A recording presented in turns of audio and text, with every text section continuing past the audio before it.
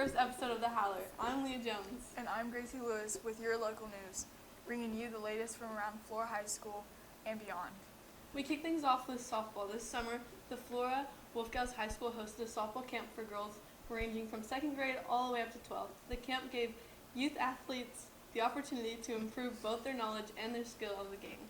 Sessions were divided by age and experience, with young girls learning the basics and older players diving into advanced techniques. The camp was supported by junior high and high school coaches, all working together to help grow the next generation of Wolfgals.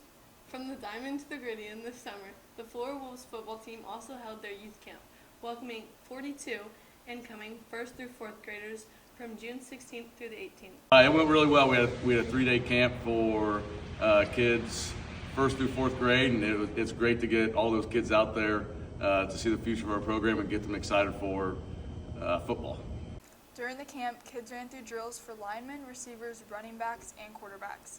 The event raised approximately $400 and wrapped up with awards handed out to participants. And while the future Wolves were learning the basics, the varsity team was busy too.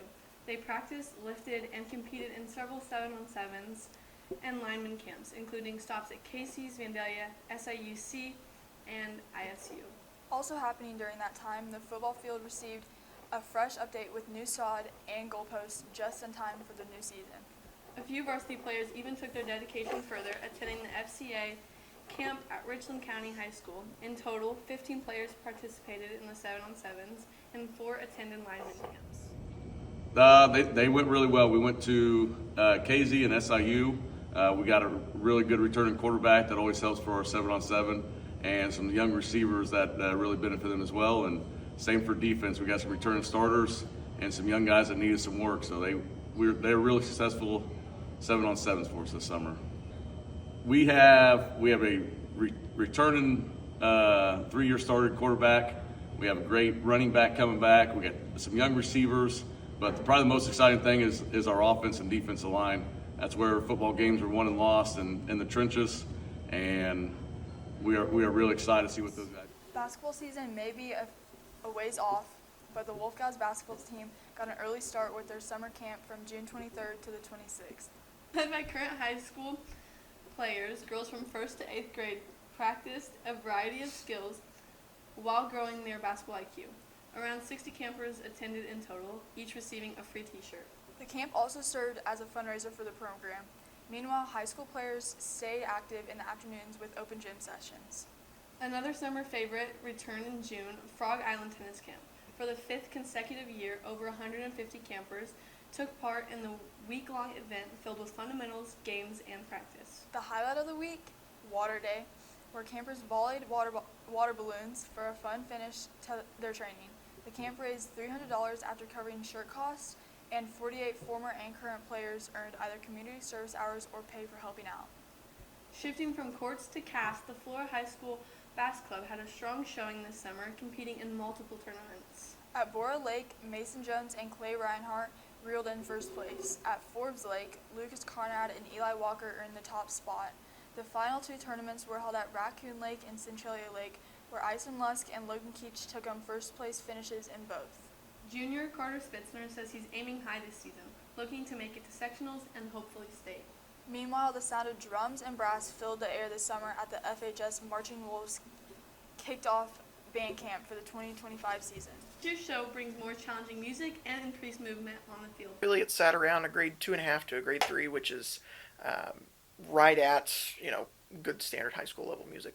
We added in a lot of visuals this year, so that was really the biggest challenge from last year, was a step up in the drill, but overall not too bad. 27 sets, I believe. The band worked hard on both basic and building the drill formations. So we did a lot of things during camp this year. We did some outside marching fundamentals and some set building. We had lunch provided every day by the parent group. Director Mr. Stieber praised the group's positive attitude and noted that some schedule changes helped create more time for practices and community bonding. I think the biggest thing that stuck out with me was just everyone's drive and everyone's excitedness and eagerness to get back at it. Really good. I'm excited to see where we can take it and excited to see how the drill goes this year.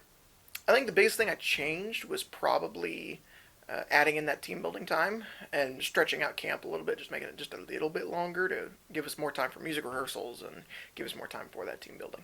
Despite battling the heat, the band had a productive week and hopes to have most of the show on the field very soon. We got done a lot. We got the first 2 movements on the field. It's a 3-movement show. So we got the first 2 on the field from a marching perspective. We got the first movement memorized, and we learned the rest of the show. So for parent preview, we played the whole thing, played the entire show, and we marched first movement. Just fighting the heat and making sure that we were, being safe with everybody and still trying to be productive as possible. And of course, no season kickoff is complete without the cheerleaders. The Wolf Gals cheer team has been training hard with daily practices from 4 to 6 p.m. They've been holding practices at both the track, Flora High School, and Flora Elementary School, leading the crowd during the first big home football game. Coming up later this month, they'll also host their little cheer camp, getting the youngest Wolf Gals involved and excited about cheering on the Wolves. From sports to music and everything in between, it's been a busy and exciting summer for Flora students. That's all for the first edition of the Howler. Thanks for tuning in. We'll see you next time with more updates from around Flora High School. Go Wolves and Wolf Gals!